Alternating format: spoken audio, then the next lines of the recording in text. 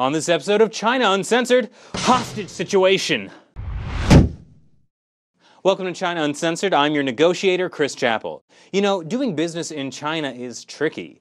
For starters, it could turn out that the things you're buying are actually made by prisoners of conscience in labor camps, like Masanjia. Then there's the risk that you'll be hacked and your intellectual property will be stolen. A recent study by the US found that 50 to 80% of intellectual property theft originated in China and cost the United States about $300 billion a year. But things were taken to a whole new level when an American businessman was actually taken hostage by his Chinese workers. Chip Starnes is the 42-year-old CEO of Florida-based Specialty Medical Supplies. On June 20th, disgruntled workers at one of the company's medical supply factories in Beijing took him hostage. The workers said they hadn't been paid in 2 months and wanted proper severance pay. Chip said they had been paid and they weren't going to get severance pay because they weren't going to be fired in the first place. Of course, taking your boss hostage might constitute grounds for termination. So we'll get back to the workers in a minute.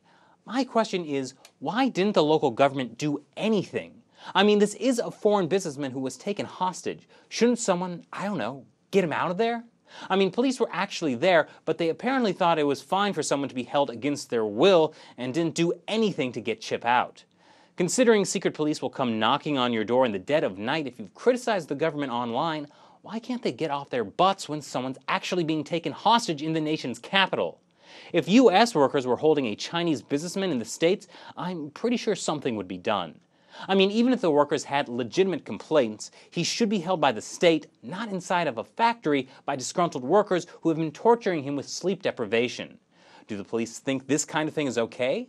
Basically, the only thing local authorities tried to do was to get Starnes to sign contracts that would meet workers' demands, rather than trying to get him out of the factory. Now back to the workers. Basically, right now we can't know whether or not they have or haven't been paid for the 2 months. It's kind of their words against his. But the severance thing is pretty interesting. Chip came to the factory to personally fire 30 workers in a department that was being dissolved. I guess he felt a hands-on approach would be good, but big mistake. Usually advisors caution against foreign businessmen doing that because there is a threat and it's best to let local managers do the termination. Now, those laid-off workers were given severance pay, but basically what happened was that all the other workers there panicked that they were next on the chopping block, and so they took Chip hostage. And I don't blame them for the panicking, not the hostage taking. Manufacturing in China is slowing down, and firing workers and not giving them severance pay, withholding wages, has become a pretty common phenomenon. More recently, failing business owners are just skipping town altogether, so I guess the workers were preparing for the worst. In general, workers don't really have a good time of it in China.